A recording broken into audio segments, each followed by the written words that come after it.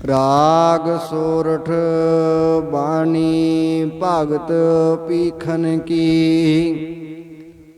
ਏਕ ਓੰਕਾਰ ਸਤਿਗੁਰ ਪ੍ਰਸਾਦ। Nano ਨੀਰ by ਤਨ ਖੀਨਾ, ਪਏ ਕੇਸ ਦੁਧਵਾਨੀ। ਰੁਦਾ ਕੰਠ ਸ਼ਬਦ ਨਹੀਂ ਉਚਰੈ, ਆਬ ਕਿਆ ਕਰਹਿ ਪ੍ਰਾਨੀ। ਨੈਨੋ ਨੀਰ ਬਹੈ ਤਨ ਖੀਨਾ, ਪਏ ਕੇਸ ਦੁਧਵਾਨੀ। ਰੁਦਾ ਕੰਠ ਸ਼ਬਦ ਨਹੀਂ ਉਚਰੈ, ਆਬ ਕਿਆ ਕਰਹਿ ਪ੍ਰਾਨੀ। ਰਾਮ ਰਾਏ ਹੋਏ ਬੈਦ ਬਨਵਾਰੀ, ਆਪਣੇ ਸੰਤ ਹੈ ਲੇਹੋ ਬਾਰੀ। ਰਹਾਉ ਮਾਥੇ ਪੀਰ ਸਰੀਰ ਜਲਨ ਹੈ, ਕਾਰਿਕ ਕਰੇਜੈ ਮਾਹੀ। ਐਸੀ ਬੇਦਨ ਉਪਜ ਖਰੀ ਪਾਈ, ਬਾਕਾ ਔਖਦ ਨਾਹੀ। ਹਰਿ ਕਾ ਨਾਮ ਅੰਮ੍ਰਿਤ ਜਲ ਨਿਰਮਲ, ਇਹ ਔਖਦ ਜਗ ਸਾਰਾ। ਗੁਰ ਪ੍ਰਸਾਦ ਕਹੇ ਜਨ ਭੀਖਨ, ਪਾਵਹੁ ਮੋਖ ਦੁਆਰਾ। ਹਰਿ ਕਾ ਨਾਮ ਅੰਮ੍ਰਿਤ ਜਲ ਨਿਰਮਲ, ਇਹ ਔਖਦ ਜਗ ਸਾਰਾ। ਗੁਰ ਪ੍ਰਸਾਦ ਕਹੇ ਜਨ ਭੀਖਨ, ਪਾਵਹੁ ਮੋਖ ਦੁਆਰਾ। ਵਾਹਿਗੁਰੂ ਜੀ ਕਾ ਖਾਲਸਾ, ਵਾਹਿਗੁਰੂ ਜੀ ਕੀ ਫਤਿਹ। ਪਰਮ ਤੇ ਸਤਿਕਾਰਯੋਗ ਸਤਿਗੁਰਾਂ ਦੀ ਸਾਜੀ ਔਰ ਨਵਾਜੀ ਸਾਧ ਸੰਗਤ, ਗੁਰੂਆਂ ਦੇ ਗੁਰੂ ਧੰਨ ਧੰਨ ਸਾਹਿਬ ਸ੍ਰੀ ਗੁਰੂ ਗ੍ਰੰਥ ਸਾਹਿਬ ਜੀ ਮਹਾਰਾਜ, ਜਿਨ੍ਹਾਂ ਦੇ ਪਾਵਨ ਪਵਿੱਤਰ ਚਰਨਾਂ ਵਿੱਚ ਜੁੜ ਬੈਠ ਕੇ ਸਤਿਗੁਰਾਂ ਦੇ ਪਾਵਨ ਦਰਬਾਰ ਦੀਆਂ ਹਾਜ਼ਰੀਆਂ ਭਰਨ ਦੇ ਸੁਭਾਗ ਪ੍ਰਾਪਤ ਹੋਏ। ਸਤਿਗੁਰੂ ਸੱਚੇ ਪਾਤਸ਼ਾਹ ਜੀ ਨੇ ਸਾਡੇ ਤੇ ਮਹਾਨ ਬਖਸ਼ਿਸ਼ਾਂ ਕੀਤੀਆਂ, ਸਾਨੂੰ ਮਨੁੱਖਾ ਜਨਮ ਦੇ ਕੇ ਇਸ ਮਾਤ ਲੋਕ ਤੇ ਭੇਜਿਆ। ਸਾਰੀਆਂ ਜੂਨਾਂ ਨਾਲੋਂ ਇਹ ਜਨਮ ਸ੍ਰੇਸ਼ਟ ਜਨਮ ਹੈ। ਇਹ ਜਨਮ ਵਿੱਚ ਸੋਝੀ ਹੈ, ਹਰ ਇੱਕ ਦੀ ਸੋਝੀ ਰੱਖਦਾ ਹੈ। ਹੋਰ ਨਖਿੱਧ ਜੂਨਾਂ ਨੇ ਸਿਮਰਨ ਉਹ ਵੀ ਕਰਦੀਆਂ ਨੇ, ਪਰਮੇਸ਼ਰ ਨੂੰ ਵੀ ਯਾਦ ਕਰਦੀਆਂ ਨੇ। ਉਹਨਾਂ ਵਿੱਚ ਉਹ ਗੁਣ ਨਹੀਂ ਜੋ ਗੁਣ ਇਸ ਮਨੁੱਖਾ ਜਨਮ ਵਿੱਚ ਬਖਸ਼ਿਸ਼ ਕੀਤੇ ਨੇ। ਪਰ ਇਸ ਜੀਵ ਦੀਆਂ ਅਵਸਥਾਵਾਂ ਨੇ, ਜਿਸ ਤਰ੍ਹਾਂ ਸਤਿਗੁਰੂ ਜੀ ਗੁਰਬਾਣੀ ਵਿੱਚ ਬਖਸ਼ਿਸ਼ ਕਰਦੇ ਨੇ, ਪਹਿਲੇ ਪਿਆਰ ਲੱਗਾ ਥਣ ਦੁੱਧ, ਦੂਜੇ ਮਾਏ ਬਾਪ ਕੀ ਸੁਧ। ਕਹਿੰਦੇ ਇਸ ਮਨੁੱਖ ਨੂੰ ਪਹਿਲਾਂ ਸਭ ਤੋਂ ਸੋਝੀ ਆਉਂਦੀ ਹੈ ਕਿ ਇਹ ਮਾਂ ਦੇ ਦੁੱਧ ਵਿੱਚ ਰੁੱਝਦਾ ਹੈ, ਇਹਨੂੰ ਭੁੱਖ ਲੱਗਦੀ ਹੈ। ਦੂਜੀ ਅਵਸਥਾ ਹੈ ਮਾਂ ਪਿਓ ਦੀ, ਇਹਨੂੰ ਸੋਝੀ ਆ ਜਾਂਦੀ ਹੈ। ਤੀਜੇ ਭਇਆ ਭਾਬੀ ਭੇ ਬੇਵ, ਚੌਥੇ ਪਿਆਰ ਪੰਨੀ ਖੇਡ। ਤੀਜੀ ਅਵਸਥਾ ਵਿੱਚ ਕਹਿੰਦੇ ਆਪਣੇ ਭਰਾ ਨੂੰ, ਭੈਣ ਨੂੰ ਇਹ ਪਛਾਣਦਾ ਹੈ, ਇਹਨੂੰ ਪਛਾਣ ਆਉਂਦੀ ਹੈ ਕਿ ਮੇਰਾ ਭਰਾ ਹੈ, ਮੇਰਾ ਭੈਣ ਹੈ, ਇਹ ਮੇਰਾ ਮਾਤਾ ਹੈ, ਮੇਰਾ ਪਿਤਾ ਹੈ, ਮੇਰੇ ਰਿਸ਼ਤੇਦਾਰ ਨੇ। ਚੌਥੀ ਅਵਸਥਾ ਵਿੱਚ ਜੀਵ ਦੇ ਅੰਦਰ ਖੇਡਾਂ ਖੇਡਣ ਦੀ ਜਿਹੜੀ ਰੁਚੀ ਹੈ ਨਾ, ਉਹ ਉਪਜਦੀ ਹੈ। ਪੰਜਵੇਂ ਖਾਣ ਪੀਣ ਕੀ ਧਾਤ, ਛੇਵੇਂ ਕਾਮ ਨ ਪੁੱਛੇ ਜਾਤ। ਪੰਜਵੀਂ ਅਵਸਥਾ ਵਿੱਚ ਖਾਣ ਪੀਣ ਦੀ ਲਾਲਸਾ ਬਣਦੀ ਹੈ। ਮੈਂ ਆਹ ਖਾਣਾ ਕਈ ਗੈਰ ਜੀਵ ਦਾ ਚਟਪਟਾ ਖਾਣ ਨੂੰ ਜੀ ਕਰਦਾ, ਫਾਸਟ ਫੂਡ ਖਾਣ ਨੂੰ ਜੀ ਕਰਦਾ। ਇਹਨੂੰ ਪੰਜਵੀਂ ਅਵਸਥਾ ਵਿੱਚ ਸੋਝੀ ਆ ਜਾਂਦੀ ਹੈ। ਛੇਵੇਂ ਕਾਮ ਨਾ ਪੁੱਛੇ ਜਾਤ। ਛੇਵੀਂ ਜਿਹੜੀ ਅਵਸਥਾ ਹੈ ਨਾ, ਇਹਦੇ ਅੰਦਰ ਕਾਮ ਪੈਦਾ ਹੋ ਜਾਂਦਾ ਹੈ। ਜਾਤ ਕੁਜਾਤ ਵੀ ਨਹੀਂ ਦੇਖਦਾ। ਕਾਮ ਇੱਕ ਐਸਾ ਹੈ, ਆਪਾਂ ਦੇਖਦੇ ਆ ਸਮਾਂ ਚੱਲਦਾ ਹੈ, ਬੱਚਿਆਂ ਨੂੰ ਪੜ੍ਹਾਉਂਦੇ ਆ, ਲਿਖਾਉਂਦੇ ਆ ਕਿ ਉਹਨਾਂ ਨੂੰ ਸੋਝੀ ਆ ਜਾਵੇ, ਉਹ ਜੀਵਨ ਬਣਾ ਲੈਣ। ਲੇਕਿਨ ਉਹਨਾਂ ਨੂੰ ਇੰਨੀ ਸੋਝੀ ਆ ਜਾਂਦੀ ਹੈ ਕਿ ਮਾਂ ਪਿਓ ਦੀ ਇੱਜ਼ਤ ਹੀ ਭੁੱਲ ਜਾਂਦੇ ਨੇ। ਉਹ ਕਹਿੰਦੇ ਜੀ ਮੈਂ ਉਹਦੇ ਨਾਲ ਵਿਆਹ ਕਰਾਉਣਾ, ਉਹ ਕਹਿੰਦੇ ਮੈਂ ਉਹਦੇ ਨਾਲ ਵਿਆਹ ਕਰਾਉਣਾ। ਇਹ ਕਾਮ ਅਵਸਥਾ ਜਿਹੜੀ ਹੈ ਨਾ, ਮਾਤਾ ਪਿਤਾ ਕਹਿੰਦਾ ਨਾ ਪੁੱਤਰ ਨਾ ਧੀ, ਇਹ ਆਪਣੀ ਕੁਲ ਨਹੀਂ ਹੈ, ਜਾਤਵਰ ਨਹੀਂ ਹੈ। ਇੱਥੇ ਪਤਾ ਫਿਰ ਚੜਿਆ ਤਾਂ ਕਾਮ ਹੁੰਦਾ, ਫਿਰ ਕਹਿਣਗੇ ਲੈ ਗੁਰੂ ਕਹਿੰਨੇ ਤਾਂ ਜਾਤਾਂ ਪਾਤਾਂ ਤੋਂ ਉੱਪਰ ਸਾਨੂੰ ਕਰ ਦਿੱਤਾ, ਅਸੀਂ ਵੀ ਆਪਾਂ ਜਾਤਾਂ ਪਾਤਾਂ ਵਿੱਚ ਫਸੇ ਫਿਰਦੇ ਹਾਂ। ਪਰ ਪਿਆਰਿਓ ਇਹ ਦੇਖੋ, ਗੁਰੂ ਕਹਿੰਨੇ ਜਾਤ ਪਾਤ ਵਰਨ ਤੋਂ ਉੱਪਰ ਕਦੋਂ ਉੱਠਣਾ। ਕਿਹੜੇ ਉੱਠੇ ਨੇ? ਜਿਨ੍ਹਾਂ ਨੇ ਖੰਡੇ ਬਾਟੇ ਦੀ ਪਹੁਲ ਲੈ ਕੇ ਅੰਮ੍ਰਿਤ ਦੇ ਧਾਰਨੀ ਬਣ ਗਏ। ਤੇ ਸਾਧ ਸੰਗਤ ਜੀ, ਉਹਨਾਂ ਨੇ ਸਿਮਰਨ ਕਰਕੇ, ਬੰਦਗੀ ਕਰਕੇ, ਉਹਨਾਂ ਦੀ ਇੱਕ ਅਵਸਥਾ ਬਣ ਗਈ ਕਿ ਉਹਨਾਂ ਨੂੰ ਸਾਰੇ ਪਾਸੇ ਇੱਕੋ ਹੀ ਇੱਕ ਨੂਰ ਨਜ਼ਰ ਆਉਣ ਲੱਗ ਗਿਆ। ਤੇ ਸੱਤਵੀਂ ਅਵਸਥਾ ਕਹਿੰਦੇ ਸੱਤਵੇਂ ਸੰਜ ਕੀਆ ਕਰਵਾਸ, ਅੱਠਵੇਂ ਕਾਮ ਕ੍ਰੋਧ ਹੋਆ ਤਨ ਨਾਸ। ਸੱਤਵੀਂ ਅਵਸਥਾ ਵਿੱਚ ਜੀ ਪਦਾਰਥ ਇਕੱਠੇ ਕਰਕੇ ਆਪਣਾ ਘਰ ਦਾ ਵਸੇਮਾ ਬਣਾਉਂਦਾ ਹੈ। ਤੇ ਅੱਠਵੇਂ ਕ੍ਰੋਧ ਹੋਆ ਤਨ ਨਾਸ। ਅੱਠਵੀਂ ਅਵਸਥਾ ਵਿੱਚ ਜੀਵ ਅੰਦਰ ਗੁੱਸਾ ਪੈਦਾ ਹੁੰਦਾ। ਜਿਹੜਾ ਗੁੱਸਾ ਹੈ ਨਾ, ਸਰੀਰ ਦਾ ਨਾਸ਼ ਕਰ ਦਿੰਦਾ। ਆਪਾਂ ਕਈ ਵਾਰ ਦੇਖਦੇ ਹਾਂ, ਜਿਹੜਾ ਅੰਦਰੋਂ ਅੰਦਰੀ ਗੁੱਸਾ ਪੀਂਦਾ, ਉਹਦੀ ਸਿਹਤ ਨਹੀਂ ਬਣਦੀ। ਸੋ ਇਸ ਕਰਕੇ ਇਹ ਜਿਹੜੀ ਅੱਠਵੀਂ ਅਵਸਥਾ ਹੈ ਨਾ, ਇਹ ਫਿਰ ਸਰੀਰ ਨਾਸ਼ ਹੋ ਜਾਂਦਾ ਗੁੱਸੇ ਵਿੱਚ ਆ ਕੇ। ਨਾਵੇਂ ਧੌਲੇ ਉੱਭੇ ਸਾਹ, ਦਸਵੇਂ ਦੱਦਾ ਹੋਆ ਸਵਾਹ। ਕਹਿੰਦੇ ਨੌਵੇਂ ਇਸੇ ਵੇਖ ਕੇ ਚਿੱਟੇ ਹੋ ਜਾਂਦੇ ਨੇ, ਸਾਹ ਖਿੱਚ ਕੇ ਆਉਂਦਾ, ਦਮ ਚੜਨ ਲੱਗ ਜਾਂਦਾ, ਤੁਰ ਹੁੰਦਾ ਨਹੀਂ। ਕਹਿਣ ਤੋਂ ਭਾਵ 10ਵੀਂ ਅਵਸਥਾ ਵਿੱਚ ਇਹ ਸਵਾਹ ਹੋ ਜਾਂਦਾ ਹੈ। ਸਤਿਗੁਰੂ ਜੀ ਬਖਸ਼ਿਸ਼ ਕਰਦੇ ਨੇ, ਇਹ ਜਿਹੜੀਆਂ ਅਵਸਥਾਵਾਂ ਮੇਰੇ ਮਾਲਕ ਦੱਸਦੇ ਨੇ, ਕਹਿੰਦੇ ਪਹਿਲੀ ਅਵਸਥਾ ਤੋਂ ਲੈ ਕੇ ਇਹਨੂੰ 10 ਅਵਸਥਾ ਮਿਲੀਆਂ ਨੇ। 10 ਅਵਸਥਾ ਵਿੱਚ ਵੀ ਇਹਨੇ ਪਰਮੇਸ਼ਰ ਦਾ ਸਿਮਰਨ ਨਹੀਂ ਕੀਤਾ, ਬੰਦਗੀ ਨਹੀਂ ਕੀਤੀ। ਕਹਿੰਦੇ ਕੋਈ ਗੱਲ ਨਹੀਂ, ਗਾਂ ਕਰ ਲਾਂਗੇ, ਗਾਂ ਕਰ ਲਾਂਗੇ, ਗਾਂ ਕਰ ਲਾਂਗੇ। ਗਾਂ ਕਰਦਿਆਂ ਦੀ ਕਹਿੰਦੇ ਇਹਦੀ ਐਸੀ ਅਵਸਥਾ ਹੋ ਗਈ ਕਿ ਇਹਨੂੰ ਕੁਛ ਵੀ ਨਹੀਂ ਸੁਝਦਾ। ਤੇ ਉਸ ਸਮੇਂ ਸਤਿਗੁਰੂ ਸੱਚੇ ਪਾਤਸ਼ਾਹ ਜੀ ਬਖਸ਼ਿਸ਼ ਕਰਦੇ ਨੇ, ਕਹਿੰਦੇ ਪਹਿਲੀ ਉਮਰ ਤੋਂ ਲੈ ਕੇ ਜਿਹਨੇ ਮਿਹਨਤ ਕੀਤੀ ਹੈ, ਬੰਦਗੀ ਕੀਤੀ ਹੈ, ਉਹ ਸਾਰੀ ਉਮਰ ਪਰਮੇਸ਼ਰ ਦਾ ਨਾਮ ਜਪਦਾ।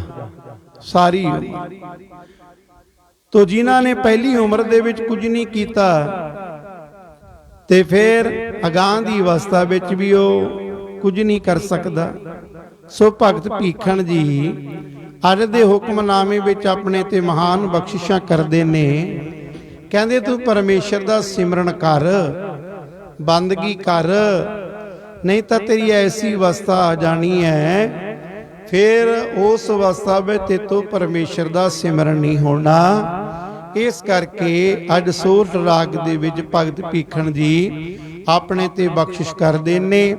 ਆਓ ਹੁਕਮਨਾਮੇ ਦੀ ਸੋਝੀ ਲੈਣ ਤੋਂ ਪਹਿਲਾਂ ਸਾਰੀ ਸੰਗਤ ਰਸਨਾ ਨੂੰ ਕਰੋ ਪਵਿੱਤਰ, ਉਚਾਰਨ ਕਰੋ ਜੀ ਸਤਨਾਮ ਸ਼੍ਰੀ ਵਾਹਿਗੁਰੂ ਜੀ, ਸਤਨਾਮ ਸ਼੍ਰੀ ਵਾਹਿਗੁਰੂ ਜੀ,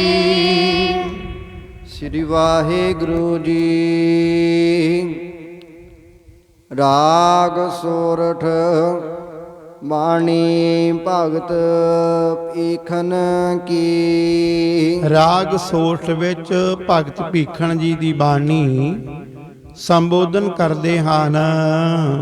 ਇਕ ਓੰਕਾਰ ਸਤਿਗੁਰ ਪ੍ਰਸਾਦ। ਅਕਾਲ ਪੁਰਖ ਇੱਕ ਹੈ ਤੇ ਸਤਿਗੁਰੂ ਦੀ ਕਿਰਪਾ ਦੇ ਨਾਲ ਮਿਲਦਾ ਹੈ। ਨੈਨੋ ਨੀਰ ਬਹੇ ਤਨ ਖੀਨਾ ਪਏ ਕੇਸ ਦੁੱਧ ਬਾਨੀ। ਭਗਤ ਭੀਖਣ ਜੀ ਬਖਸ਼ਿਸ਼ ਕਰਦੇ ਨੇ ਕਿ ਹੇ ਜੀਵ, ਬਿਰਧ ਅਵਸਥਾ ਵਿੱਚ ਕਮਜ਼ੋਰ ਹੋਣ ਕਰਕੇ ਤੇਰੀਆਂ ਅੱਖਾਂ ਵਿੱਚੋਂ ਪਾਣੀ ਵਗ ਰਿਹਾ ਹੈ। ਤੇਰਾ ਸਰੀਰ ਵੀ ਉਹ ਨਹੀਂ ਰਿਹਾ, ਕਿਉਂਕਿ ਦੇਖ ਪਹਿਲਾਂ ਕੈਸਾ ਕੈਸਾ ਸਰੀਰ ਖੇਡਾਂ ਖੇਡਦਾ ਸੀ, ਡਿੱਗ ਪੈਂਦਾ ਸੀ, ਉੱਠ ਖੜਦਾ ਸੀ, ਡਿੱਗ ਪੈਂਦਾ ਸੀ, ਉੱਠ ਖੜਦਾ ਸੀ। ਪਰ ਜਵਾਨੀ ਦੇ ਵਿੱਚ ਇਸੇ ਸਰੀਰ ਨੂੰ ਕੋਈ ਫੱਟ ਲੱਗਦਾ ਸੀ, ਸੱਟ ਲੱਗਦੀ ਸੀ, ਜ਼ਖਮ ਹੁੰਦਾ ਸੀ, ਆਰਾਮ ਆ ਜਾਂਦਾ ਸੀ। ਤੇ ਅੱਜ ਆਪਣੇ ਸਰੀਰ ਦੀ ਹਾਲਤ ਦੇਖ, ਅੱਜ ਕੇਰਾਂ ਡਿੱਗ ਪਿਆ, ਕੋਈ ਫੱਟ ਲੱਗ ਗਿਆ, ਉਹ ਬਹੁਤ ਲੰਮਾ ਸਮਾਂ ਤੇਰੇ ਸਰੀਰ ਨੂੰ ਦਰਦ ਹੁੰਦਾ ਹੈ। ਤੇ ਕਹਿੰਦੇ ਤੇਰੇ ਜਿਹੜੀ ਅਵਸਥਾ ਹੈ ਉਹ ਸਰੀਰ ਲਿੱਸਾ ਹੋ ਗਿਆ ਹੈ। ਤੇਰੇ ਜਿਹੜੇ ਕੇਸ ਆ ਦੁੱਧ ਵਰਗੇ ਉਹ ਚਿੱਟੇ ਹੋ ਗਏ ਹਨ। ਰੁਦਾ ਕੰਠ ਸ਼ਬਦ ਨਹੀਂ ਉਚਰੈ ਆਪ ਕਿਆ ਕਰਹਿ ਪ੍ਰਾਨੀ। ਤੇਰਾ ਗਲਾ ਕਫ ਨਾਲ ਰੋਕਣ ਕਰਕੇ, ਭਾਵ ਤੇਰਾ ਗਲਾ ਦੇਖ ਤੂੰ ਹਰਦਮ ਕੰਗੂਰੇ ਮਾਰੀ ਜਾਨਾ, ਖੰਗੀ ਜਾਨਾ, ਬਲਗਮ ਜਾਂ ਮਹੀਨਾ ਕਫ ਦੇ ਨਾਲ ਕਰਕੇ ਤੂੰ ਬੋਲ ਨਹੀਂ ਸਕਦਾ। ਅਜੇ ਵੀ ਤੂੰ ਕੀ ਕਹਿ ਰਿਹਾ ਹੈ? ਭਾਵ ਹੁਣ ਵੀ ਤੂੰ ਪਰਮਾਤਮਾ ਨੂੰ ਕਿਉਂ ਯਾਦ ਨਹੀਂ ਕਰਦਾ? ਤੂੰ ਕਿਉਂ ਸਰੀਰ ਦੇ ਮੋਹ ਵਿੱਚ ਫਸਿਆ ਪਿਆ ਹੈ? ਤੂੰ ਕਿਉਂ ਦੇ ਅੰਧਿਆਸ ਨਹੀਂ ਛੱਡਦਾ? ਅਜੇ ਵੀ ਸਮਾਂ ਹੈ। ਰਾਮ ਰਾਏ ਹੋਏ ਬੈਦ ਬਨਵਾਰੀ। ਹਾਂ ਸੋਹਣੇ ਰਾਮ, ਹੇ ਪ੍ਰਭੂ, ਜੇ ਤੂੰ ਹਕੀਮ ਬਣੇ ਨਾ, ਜਿਸ ਤਰ੍ਹਾਂ ਆਪਾਂ ਦੇਖਦੇ ਆ ਨਾ, ਬੱਚੇ ਮਾਸਟਰ ਕੋਲ ਜਾਂਦੇ ਨੇ, ਕੋਈ ਵੀ ਸੰਸਾਰ ਵਿੱਚ ਕੰਮ ਕਰਨਾ ਉਸਤਾਦ ਧਾਰਨਾ ਪੈਂਦਾ ਹੈ। ਇਸ ਮਾਰਗ ਵੱਲ ਚੱਲਣਾ ਆਪਾਂ ਕਹਿੰਦੇ ਆ ਗੁਰੂ ਧਾਰਨਾ ਪੈਣਾ, ਗੁਰੂ ਬਿਨ ਗਤ ਨੀ ਸ਼ਾਹ ਬਿਨ ਪਤ ਨੀ। ਪਰ ਹੇ ਸੋਹਣੇ ਰਾਮ ਹੀ ਪ੍ਰਭੂ, ਜੇ ਤੂੰ ਹਕੀਮ ਬਣ ਜਾਵੇਂ, ਆਪਣੇ ਸੰਤ ਲਿਹੋ ਵਾਰੀ, ਤਾਂ ਤੂੰ ਆਪਣੇ ਸੰਤਾਂ ਨੂੰ ਦੇਹ ਅਧਿਆਸ ਤੋਂ ਬਚਾ ਲੈਂਦਾ ਹੈ। ਇਹ ਮੇਰੇ ਮਾਲਕ, ਜੇ ਤੂੰ ਹਕੀਮ ਬਣ ਜਾਵੇਂ ਨਾ, ਕਹਿਣ ਤੋਂ ਭਾਵ ਜੇ ਤੂੰ ਸਾਡੇ ਤੇ ਕਿਰਪਾ ਹੋ ਜਾਵੇ ਤੇ ਤੁਸੀਂ ਕਿਰਪਾ ਸਾਡੇ ਤੇ ਕਰਦੇ ਹੋ ਤੇ ਸਾਨੂੰ ਦੇਹ ਅਧਿਆਸ ਤੋਂ ਬਚਾ ਲੈਂਦਾ ਹੈ। ਤੂੰ ਆਪ ਹੀ ਹਕੀਮ ਬਣ ਕੇ ਸੰਤਾਂ ਨੂੰ ਦੇਹ ਅਧਿਆਸ ਤੋਂ ਬਚਾ ਲੈਂਦਾ ਹੈ। ਆਪ ਜੀ ਸਾਡੇ ਤੇ ਕਿਰਪਾ ਕਰੋ। ਰਹਾਉ ਵਿਸ਼ਰਾਮ ਦੇ ਕੇ ਸਤਿਗੁਰੂ ਜੀ ਗਾਂ ਬਖਸ਼ਿਸ਼ ਕਰਦੇ ਨੇ। ਮਾਥੇ ਪੀਰ ਸਰੀਰ ਜਲਨ ਹੈ ਕਰਕ ਕਰੇ ਜੈ ਮਾਹੀ। ਹੁਣ ਅਗਾਂਹ ਅਵਸਥਾ ਸਰੀਰ ਦੀ ਦੱਸਦੇ ਨੇ। ਤੇਰੀ ਬਿਰਧ ਅਵਸਥਾ ਕੈਸਾ ਕੈਸੇ ਸਰੀਰ ਵਿੱਚ ਫਿਰ ਕੈਸੇ ਕੈਸੇ ਕਸ਼ਟ ਹੁੰਦੇ ਨੇ, ਕੈਸੇ ਕੈਸੇ ਦੁੱਖ ਹੁੰਦੇ ਨੇ। ਕਹਿੰਦੇ ਇਹ ਪ੍ਰਾਣੀ, ਬਿਰਧ ਹੋਣ ਦੇ ਕਾਰਨ ਤੇਰੇ ਸਿਰ ਵਿੱਚ ਪੀੜ ਟਿੱਕੀ ਰਹਿੰਦੀ ਹੈ।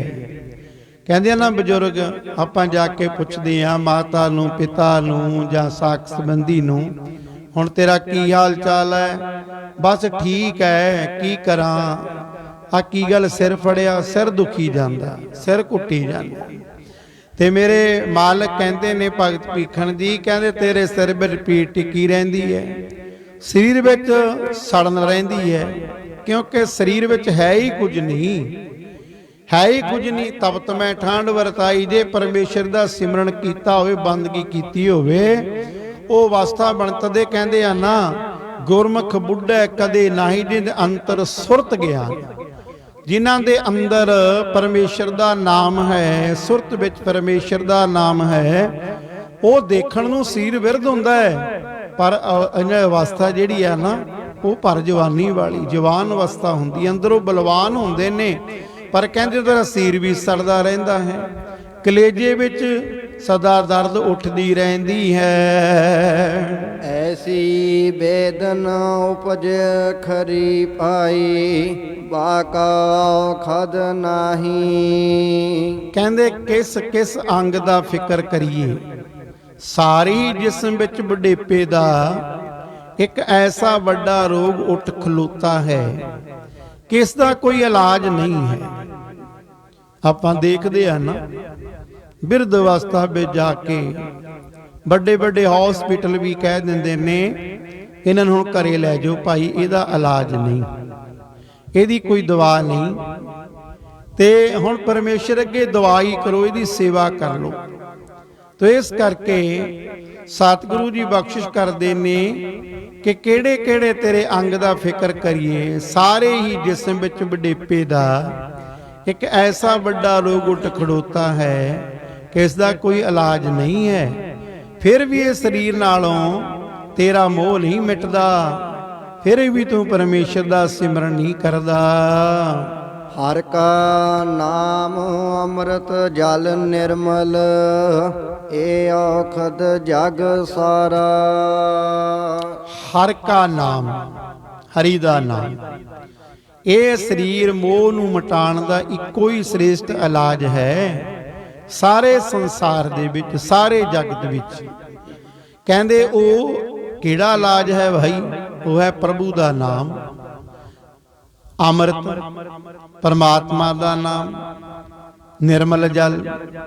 ਕਹਿੰਦੇ ਇਸ ਕਰਕੇ ਸਤਿਗੁਰੂ ਜੀ ਕਹਿੰਦੇ ਨੇ ਕਿ ਇਸ ਰੋਗ ਦਾ ਸਲਬ ਰੋਗ ਕਾ ਔਖਦ ਨਾਮ। ਪਰਮੇਸ਼ਰ ਦੇ ਬੰਦਗੀ ਕਰਨਾ, ਸਿਮਰਨ ਕਰਨਾ, ਸੇਵਾ ਕਰਨੀ, ਇਹ ਜਿਹੜੀ ਮਰਿਆਦਾ ਹੈ, ਇਹ ਸਾਧਨ ਹੈ, ਇਹ ਤੇਰੇ ਸਰੀਰ ਨੂੰ ਸ੍ਰਿਸ਼ਟ ਰੱਖਣ ਵਾਲੇ ਨੇ। ਜਦੋਂ ਸੇਵਾ ਕਰਦੇ ਆ ਅੰਗ ਪੈਰ ਹਿਲਦੇ ਨੇ, ਚਾਹੇ ਜਲ ਦੀ ਸੇਵਾ ਕਰਦੇ ਆ, ਝਾੜੂ ਦੀ ਸੇਵਾ ਕਰਦੇ ਆ, ਬਰਤਨਾਂ ਦੀ ਸੇਵਾ ਕਰਦੇ ਆ। ਅੱਜ ਅਸੀਂ ਕਿਉਂ ਰੋਗੀ ਹੋਏ ਫਿਰਦੇ ਆ ਬਈ? ਕੋਈ ਗੁਰਦੁਆਰੇ ਜਾ ਕੇ ਸਾਰੇ ਗੁਰੂ ਬਣ ਕੇ ਜਾਂਦੇ ਆ, ਕੋਈ ਸੇਵਾਦਾਰ ਬਣ ਕੇ ਨਹੀਂ ਜਾ ਰਿਹਾ। ਗੁਰਦੁਆਰੇ ਵੀ ਸਾਧ ਸੰਗਤ ਜਦੋਂ ਅਸੀਂ ਜਾਂਦੇ ਆ ਨਾ, ਉੱਥੇ ਵੀ ਕਿੱਡੀਆਂ ਕਿੱਡੀਆਂ ਸਾਨੂੰ ਸਹੂਲਤਾਂ ਪ੍ਰਬੰਧਕ ਦਿੰਦੇ ਨੇ। ਅਸੀਂ ਸਾਧ ਸੰਗਤ ਕਿਹੜੀ ਮਾਤਾ ਹੈ, ਕਿਹੜੀ ਭੈਣ ਹੈ, ਕਿਹੜਾ ਵੀਰ, ਕਿਹੜਾ ਬਜ਼ੁਰਗ ਹੈ ਜਿਹੜਾ ਜਿਸ ਥਾਲ ਵਿੱਚ ਛਕਦਾ ਉਹਨੂੰ ਮਾਂਜ ਕੇ ਆਉਂਦਾ? ਨਾ ਜੀ, ਅਸੀਂ ਛਕਦੇ ਆ ਜਿੱਥੇ ਉੱਥੇ ਜੂਠੇ ਬਰਤਨ ਉੱਥੇ ਰੱਖੇ ਆਉਨੇ ਆ, ਤੇ ਉਸ ਤੋਂ ਬਾਅਦ ਹੱਥ ਧੋ ਕੇ ਆਪਾਂ ਘਰ ਨੂੰ ਮੁੜੇ ਆਉਨੇ ਆ। ਜੇ ਅਸੀਂ ਹੱਥੀਂ ਸੇਵਾ ਹੀ ਨਹੀਂ ਕੀਤੀ ਤੇ ਉਹਦੇ ਨਾਲ ਸੇਵਾ ਕਰਨ ਦੇ ਨਾਲ ਸਾਡੇ ਅੰਗ ਪੈਰ ਹਿਲਦੇ ਨੇ। ਤਦੇ ਹੀ ਪੁਰਾਤਨ ਸਮਿਆਂ ਦੇ ਵਿੱਚ ਕਿਤਨੀਆਂ ਸੇਵਾਵਾਂ ਤੇ ਸਾਸੰਗ ਸਾਧਨ ਕਿਤਨੇ ਹੁੰਦੇ ਸੀ, ਥੋੜੇ, ਤੇ ਸੇਵਾਵਾਂ ਕਰਕੇ ਸਾਡੇ ਸਿਰ ਅਰੋਗ ਰਹਿੰਦੇ ਸੀ। ਅੱਜ ਸਾਧਨ ਕਿੰਨੇ ਸੁੱਖ ਦੇ ਬਣ ਗਏ ਨੇ। ਅਸੀਂ ਗੁਰੂ ਘਰਾਂ ਵਿੱਚ ਵੀ ਜਾਂਦੇ ਆ, ਗੁਰੂ ਘਰ ਵਿੱਚ ਸ਼ਕਤੀ ਨਹੀਂ ਘਟੀ, ਗੁਰੂ ਦੀ ਸ਼ਕਤੀ ਉਤਨੀ ਹੈ, ਗੁਰੂ ਦੀ ਮਹਿਮਾ ਵੀ ਉਤਨੀ ਹੈ।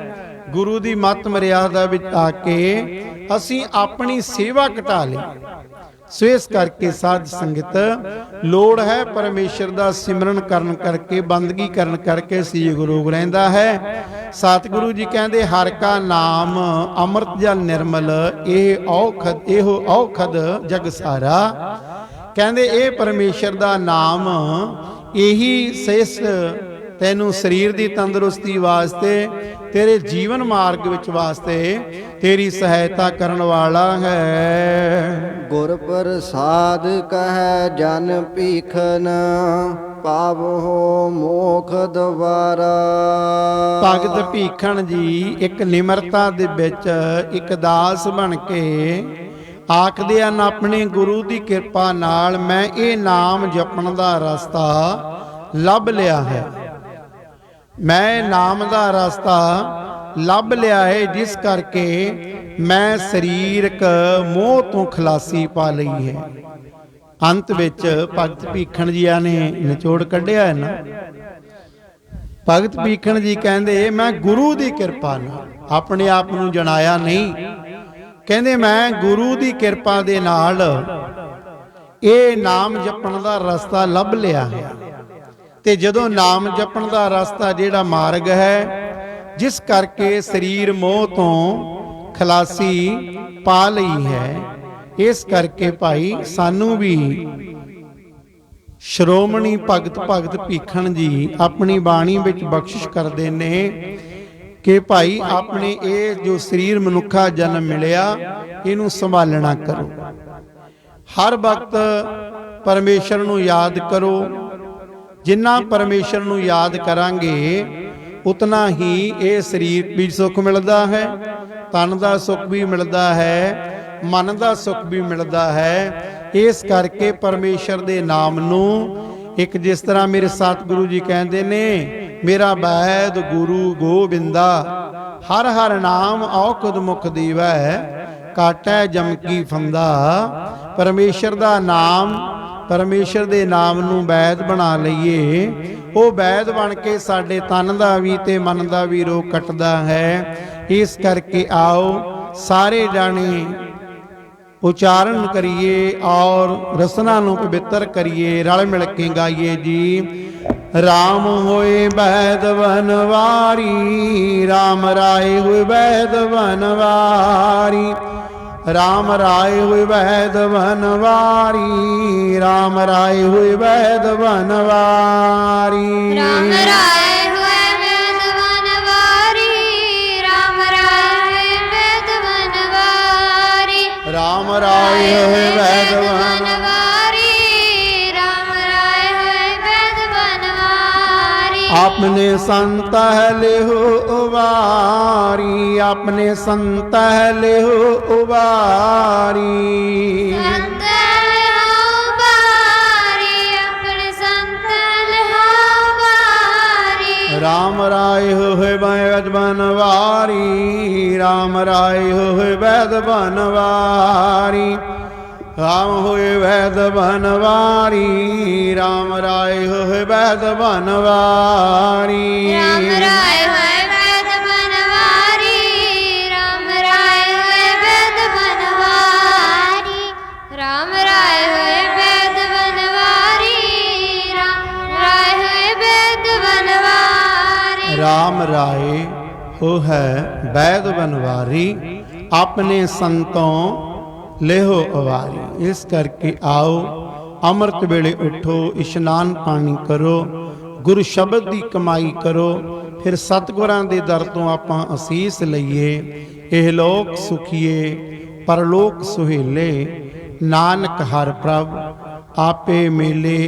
ਆਓ ਸਤਿਗੁਰਾਂ ਨੇ ਅੱਜ ਜੋ ਹੁਕਮਨਾਮਾ ਬਖਸ਼ਿਸ਼ ਕੀਤਾ, ਅਖੀਰਲੀਆਂ ਪੰਕਤੀਆਂ ਰਲ ਮਿਲ ਕੇ ਆਪਾਂ ਉਹਦਾ ਗਾਇਨ ਕਰੀਏ ਜੀ। हर का नाम अमृत जल निर्मल, यो औखद जग गुर प्रसाद कह जन पीकन, पावो मोख गुर प्रसाद कह जन पीकन, पावो मोख दुआर।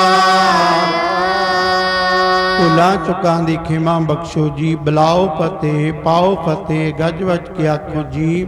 ਵਾਹਿਗੁਰੂ ਜੀ ਕਾ ਖਾਲਸਾ, ਵਾਹਿਗੁਰੂ